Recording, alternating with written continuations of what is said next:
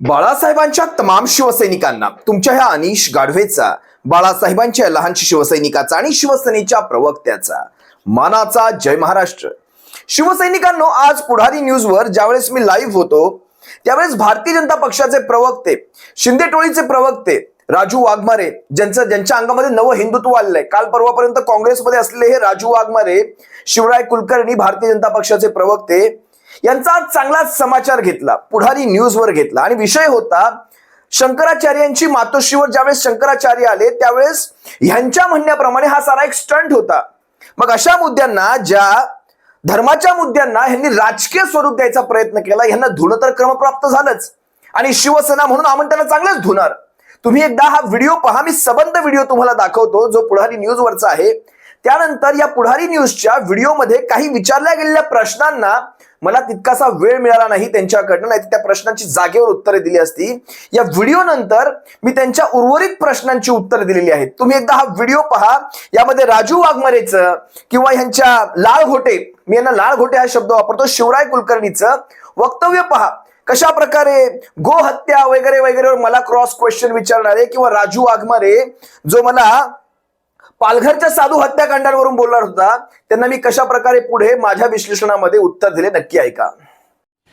आपण सुरुवातीला अनिश गाढवे यांच्याकडे जाऊया. अनिश गाढवेजी, शिवसेनेचे कार्यकर्ते म्हणून या सगळ्या प्रकाराकडे, शिवसेना उद्धव ठाकरे पक्षाचे कार्यकर्ते म्हणून या सगळ्याकडे बघताना काहीसं वेगळं नाही वाटलं? कारण अशा पूजा अर्चा कधी मातोश्रीवर झालेल्या असतील त्यांच्या घरामध्ये, पण त्या खाजगीत, ठाकरे कुटुंबाच्या खाजगीत त्या मर्यादित होत्या.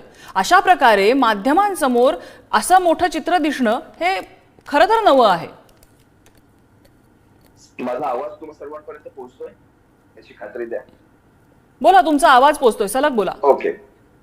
सगळ्यात महत्वाची गोष्ट, मातोश्री हे उद्धव साहेबांचं निवासस्थान आहे आणि त्यांच्या निवासस्थानामध्ये हा त्यांचा वैयक्तिक प्रश्न आहे. त्यांच्या निवासस्थानामध्ये जर धर्मगुरूंच्या त्या पादुकांची पूजा होत असेल, धर्माचरण प्रत्येकाचा एक वैयक्तिक अधिकार आहे, तो आपल्या संविधानात दिलेला आहे. त्याची आता ते महाराष्ट्राचे मुख्यमंत्री राहिले, शिवसेनेसारख्या पक्षाचे पक्षप्रमुख आहेत, त्यासाठी तुम्ही सगळेजण त्या अँगलने त्याला पाहत असाल तर तो तुमचा वैयक्तिक प्रश्न राहिला. दुसरी गोष्ट, मातोश्रीमध्ये कधी सत्यनारायणाची पूजा झाली नाही, मातोश्रीवर कधी धर्मगुरू आले नाहीत, साधू संत आले नाहीत.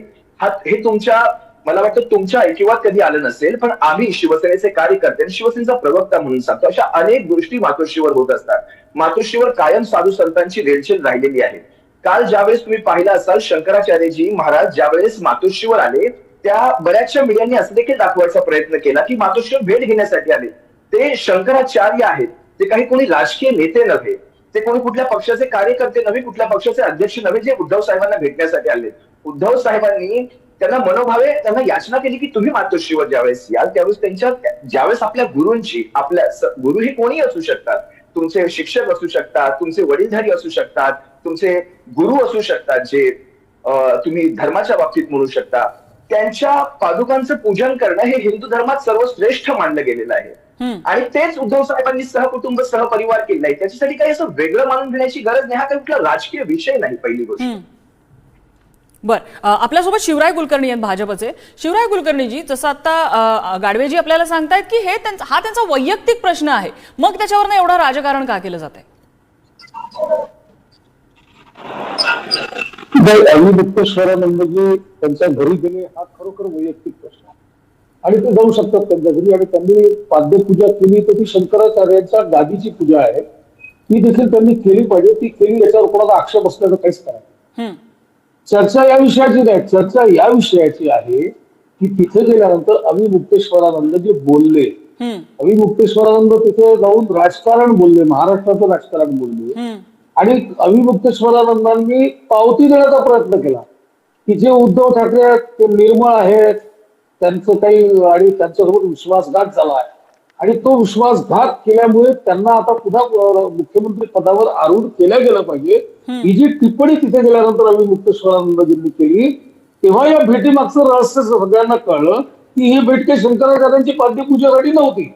ही भेट कुठल्या तरी 4 शंकराचार्यांपैकी एक शंकराचार्य नेहमी या प्रकारची वादग्रस्त भूमिका घेऊन एका विशिष्ट विचारधारेला समर्थन करतात हे माहीत होतं आणि ते घडवून आणणार होतं, म्हणून ही भेट होती.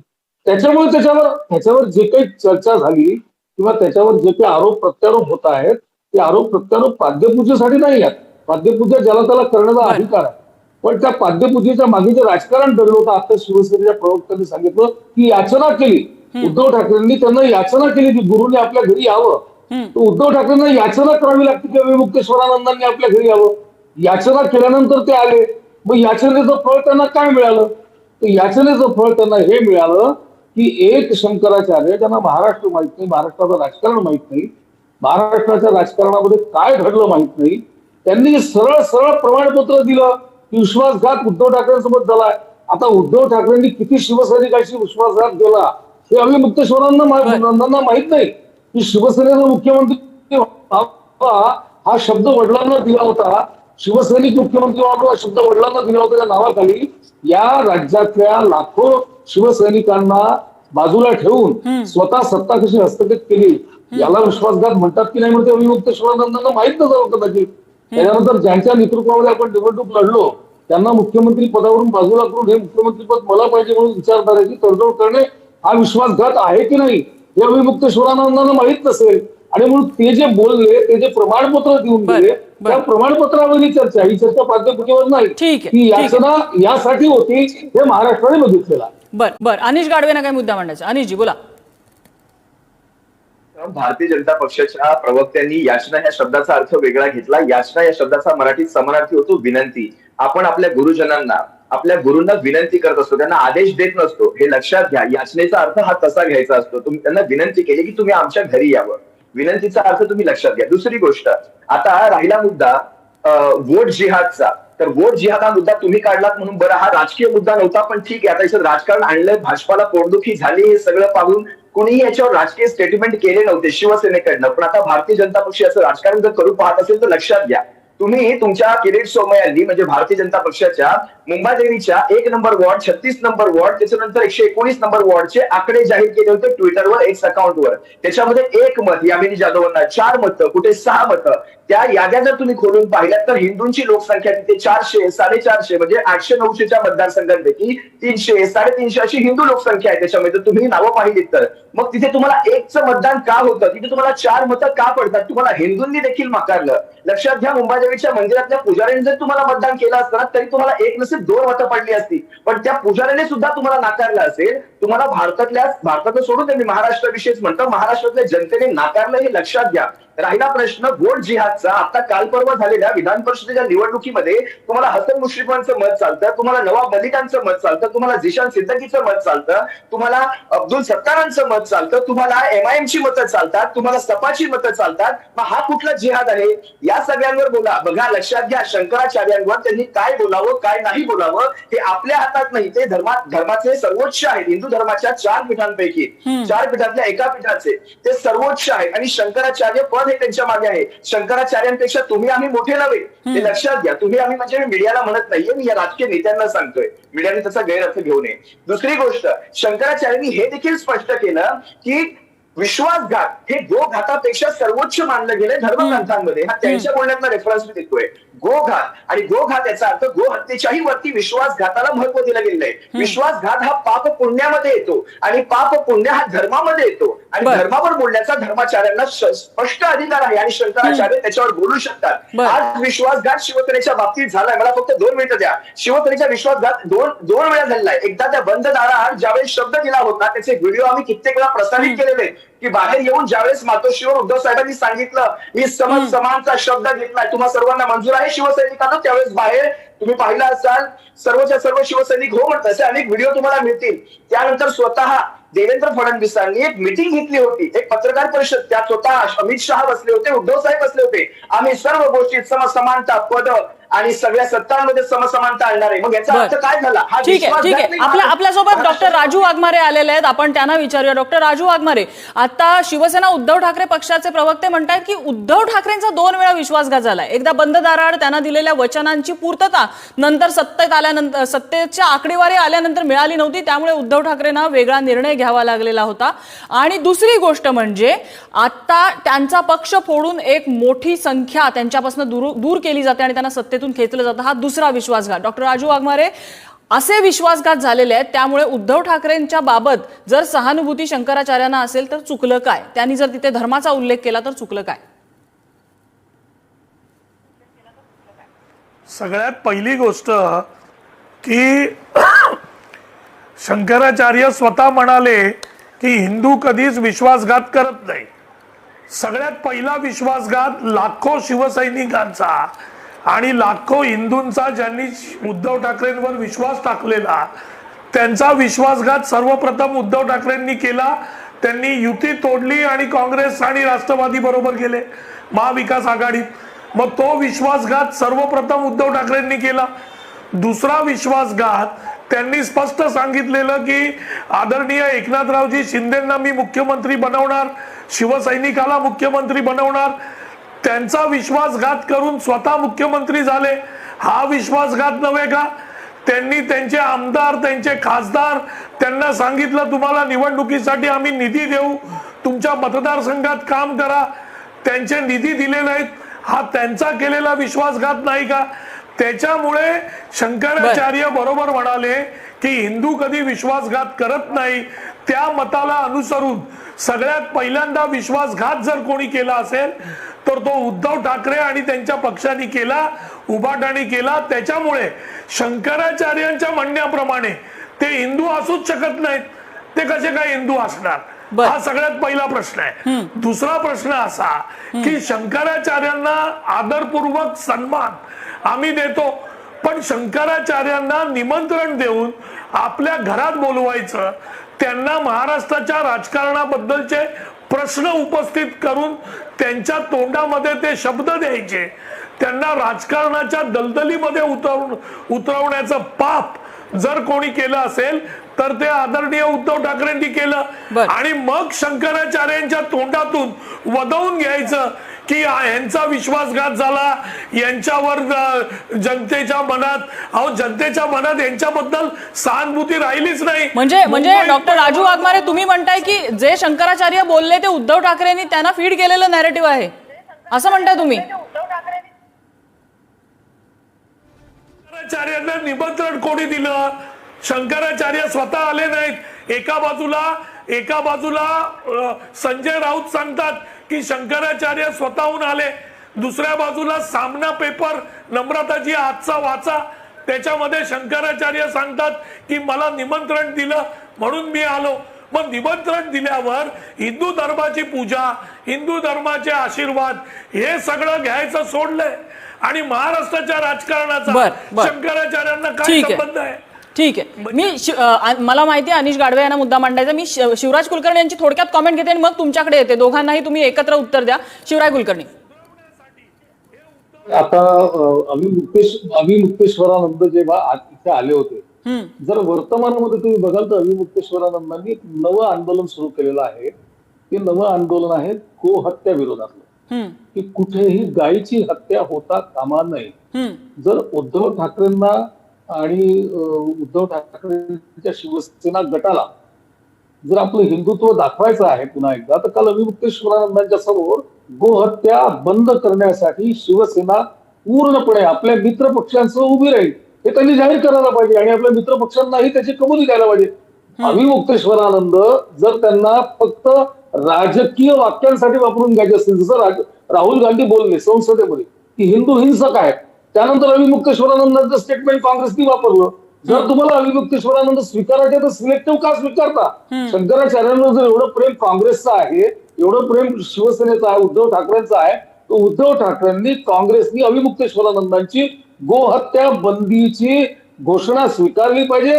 त्यांनी जाहीरपणे समोरून सांगितलं पाहिजे की 100% आम्ही गोहत्या बंद करण्यासाठी याच्या पुढे वचनबद्ध राहू.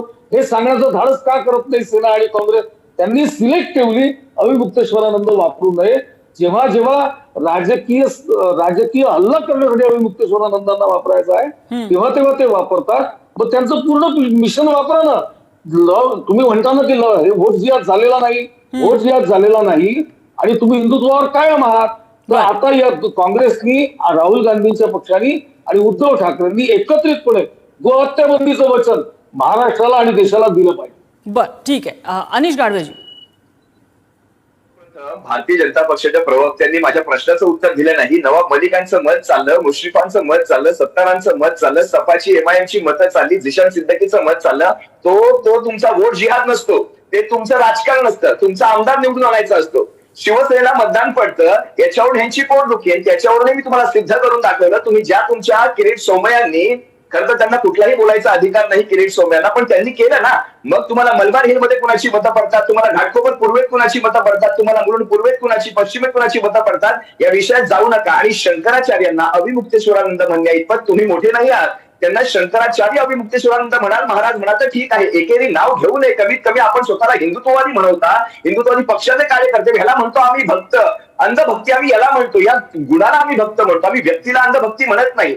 आम्ही स्वयंघोषित हिंदुत्ववादी याला म्हणत असतो. कारण तुम्ही स्वतःवर आलं तर तुम्ही मात्र ते शंकराचार्य म्हणजे कसे पाखंडी आहेत. शंकराचार्य म्हणजे त्यांनी त्यांच्या तोंडात काय म्हणाले, हे वाघमारे काय म्हणतात, आमचे मित्र म्हणतात की त्यांच्या तोंडी ही वाक्य घातली गेली. म्हणजे शंकराचार्य हे एवढं मोठं सर्वश्रेष्ठ हिंदू धर्मातलं पद आहे.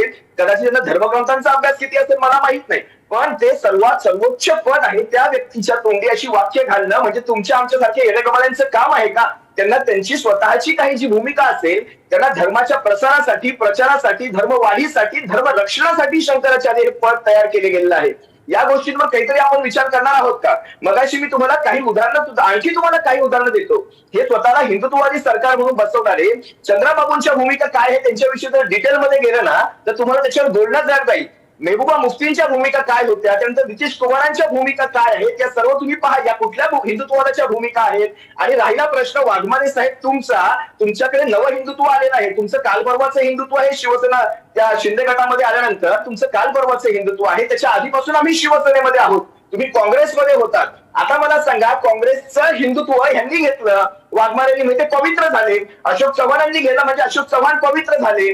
त्यानंतर जयकुमार गोरेंनी घेतलं, जयकुमार पवित्र. म्हणजे काँग्रेस म्हणजे नेमकं काय आहे हो? मला तर एका माझ्या साध्या प्रश्नाचं उत्तर द्या म्हणजे द्याच, आणि इथेच द्या. काँग्रेस म्हणजे एक त्यांचं कार्यालय आहे का? त्यातले पंखे, खुर्च्या, कपाट ही काँग्रेस आहे का? काँग्रेस म्हणजे विचार, काँग्रेस म्हणजे माणसं, काँग्रेस म्हणजे त्यांचे कार्यकर्ते, त्यांचे नेते.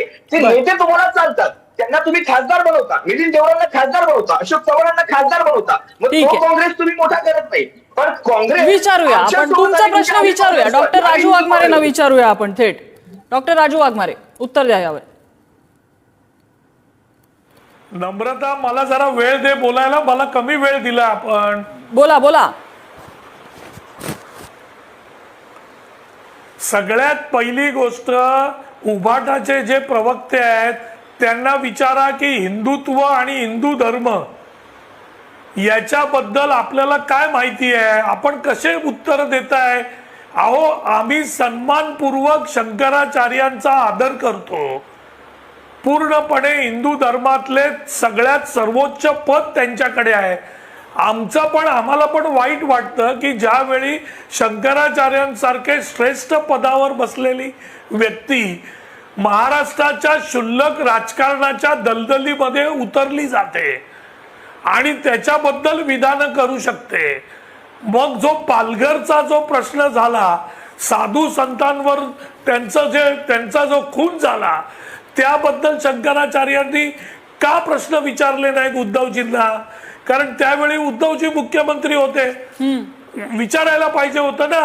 हिंदू धर्माच्या साधू संतांची मर्डर झाली, तो प्रश्न विचारला नाही त्यांनी. हिंदू धर्माचं तत्वज्ञान सांगितलं नाही. मग ते महाराष्ट्राच्या राजकारणाच्या दलदलीमध्ये त्यांना उतरवण्याचं पाप जर शिवसेनेने, उभाटाने स्वतःच्या फायद्यासाठी केलं असेल तर टीका तर ती होणारच ना. मग ती टीका सहन करावी लागेल. कारण तुम्ही उभाटाने स्वतःची प्रतिमा सुधारण्यासाठी, लोकांमध्ये आम्ही हिंदुत्ववादी आहोत हे परत सांगण्यासाठी हा केलेला एक इव्हेंट होता आणि तो इव्हेंट त्यांच्यावर उलटला. या व्हिडिओमध्ये तुम्ही पाहिला असाल, शिवराय कुलकर्णी हा जो भारतीय जनता पक्षाचा प्रवक्ता आहे हा मला म्हणतोय की तुम्ही गोहत्येसाठी चला आपण एकत्र येऊया, चला आपण काँग्रेसला पण तुम्ही सोबत घेऊन या. शिवसेनेची भूमिका, अरे शिवसेनेची भूमिका कायम गोहत्येच्या विरोधातच राहिलेली आहे. हे लक्षात घ्या. उद्धव साहेब कायम सांगतात आम्हाला शेंडी जानव्याचं हिंदुत्व आम्हाला मान्य नाही. याचा अर्थ आम्ही बाकी सगळ्या गोष्टी सोडल्या नाहीत. शेंडी जानव्याचं हिंदुत्व म्हणजे काय हो? पुरोगामी हिंदुत्व, जे घंटी बडवणारं, आम्हाला अतिरेक्यांना बडवणारं हिंदुत्व मान्य आहे. हे आम्ही कायम सांगितलं. पण हा माणूस मला म्हणतो गोहत्या, चला आपल्याला सुरुवात करायची आहे. शिवराय कुलकर्णी, चला सुरुवात करू गोव्यापासून, चला गोव्यातून सुरुवात करू. ज्या गोव्यामध्ये प्रत्येक रेस्टॉरंटमध्ये तुम्ही जेव्हा जाल तुमच्या मेनू कार्डवर बीफ लिहिलेलं असतं, बीफ, गोमांस. जिथे यांच्या भारतीय जनता पक्षाची सरकार आहे तिथे आसामात जा, तिथे मणिपुरात जा, म्हणजे तुम्हाला भारतीय जनता पक्षाच्या इतर राज्यांमध्ये तुम्हाला गोमांस तुमच्या मेनू कार्डवर मिळतं. आणि हे आम्हाला इथे शहाणपणा शिकवणार. काँग्रेसला घ्या, राहुल गांधींना घ्या आणि चला आपण गोहत्येच्या विरोधात. यांची ते टिल्लू पिल्लू जे सिंधुदुर्गातले टिल्ले पिल्ले आहेत ना, जे आंदोलन वगैरे करतात गोहत्या, हे दिखावा आहे, नाटक आहे. त्या सिंधुदुर्गाच्या अगदी 20, 25, 30 किलोमीटर खाली गोव्यात जायचं, तुमच्या मेनू कार्डवर बीफचा तुम्हाला ऑप्शन मिळतो, एक पर्याय मिळतो. त्यानंतर हा राजू वाघमारे, हा मला काहीतरी शहाणपणा शिकवत होता. हा म्हणे, राजू वाघमारे मला पालघर विषयी म्हणतोय की पालघरच्या साधू हत्याकांडांच्या वेळेस उद्धव साहेबांनी योग्य ती भूमिका घेतली नाही. लक्षात घ्या, पालघरचं साधू हत्याकांड हे एका गैरसमजातून झालं होतं आणि इथे सरकारने आपलं काम केलं होतं. त्या सर्व आरोपींना अटक करण्याचं काम, त्यांच्यावर केसेस भरण्याचं काम, ह्या साऱ्या गोष्टी झाल्या होत्या. बरं, ते हत्या करणारे कोण होते? ते स्थानिक ग्रामस्थ होते तिथले. तिथे मुलं चोरणाऱ्यांची जी टोळी सुळसुळाट झाला होता, त्या एका गैरसमजातून त्या साधूंना तिकडच्या स्थानिक ग्रामस्थांनी ती मारहाण झाली होती आणि त्याला ह्यांनी राजकीय स्वरूप दिलं. साधू हत्याकांड, चला मान्य केलं. साधू हत्याकांड झालं, चला मान्य केलं. आता मला सांगा, मग पालघरमध्ये तुम्हाला साधू हत्याकांड दिसलं, खारघरमध्ये श्री भक्तांना इव्हेंट हा शब्द वापरला जातो त्या राजू वाघमारेकडनं. मग ज्या वेळेस खारघरमध्ये इव्हेंट केला गेला, निरूपणकारांना बोलावून त्यांच्या त्या पुरस्काराचा इव्हेंट केला गेला, पद्मश्री पुरस्काराचा जो काही असतो तो इव्हेंट केला गेला. भर उन्हामध्ये 44-45 डिग्री टेम्परेचर मध्ये वयस्कर श्री भक्तांना आणून तिथे बसवण्यात आलं. त्यांना पाण्याची सोय नाही, खाण्याची सोय नाही, डोक्यावर छप्पर नाही, तळपत्या उन्हात बसवलं. जवळपास 100 ते 125 श्री भक्तांचा त्यामध्ये मृत्यू झाला. याला म्हणतात इव्हेंट. ते हिंदू नव्हते का? मग त्यावर कोण बोलणार? तुम्हाला पालघर दिसतं पण तिथे खारघर दिसत नाही. म्हणजे आपण जे करतो ते सगळं कसं योग्य हे सांगण्याचा इथे प्रयत्न झाला. आणखी तुम्हाला एक गोष्ट सांगतो. यांच्या शिवराय कुलकर्णीने किंवा त्या राजू वाघमारेने एक मुद्दा घेतला की यांनी विश्वासघात केलाय. कोणी? उद्धव साहेबांनी. अरे विश्वासघात उद्धव साहेबांनी केला म्हणणाऱ्यांनो, महाराष्ट्रातल्या जनतेने मतदानातून सिद्ध करून दाखवलंय विश्वासघात खऱ्या अर्थाने कुणी केलेला आहे.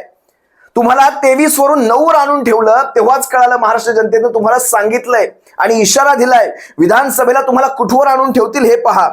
आणि तिसरी गोष्ट, आणखी एक त्यांनी आरोप केलेला आहे. हे म्हणतात राजकीय विषयांवर यांनी बोलू नये. कुणी? शंकराचार्यांनी राजकीय विषयांवर बोलू नये. भारतीय जनता पक्ष हा राजकीय पक्ष धर्माच्या बाबतीत बोलतो. भारतीय जनता पक्ष हा राजकीय, मग धर्माच्या बाबतीत बोलायचं लायसन्स तुम्हाला कोणी दिलं? मग शंकराचार्यांनी ज्यावेळेस विश्वासघात ही गोष्ट ज्यावेळेस पापपुण्यामध्ये येते, पापपुण्य हा धर्माच्या अंतर्गतचा विषय येतो, त्यावर जर एखादं भाष्य केलं तर तुम्ही म्हणायचं शंकराचार्यांनी राजकीय विषयात घुसले. मग भारतीय जनता पक्षाला लायसन कोणी दिलं धर्माच्या बाबतीत ढवळाढवळ करायचं? हिंदुत्व. तुम्ही काय ठेका घेतला हिंदुत्वाचा? असो, शिवसैनिकांनो ह्यांना अशीच उत्तरं देत राहायची. तुम्ही मगाशी संबंध व्हिडिओ पाहिला आहात. तुमच्या काही प्रतिक्रिया असतील तर नक्कीच तुम्ही कमेंट्समध्ये व्यक्त व्हा. सप्रेम जय महाराष्ट्र बाळासाहेबांच्या शिवसैनिकांनो, काळजी घ्या.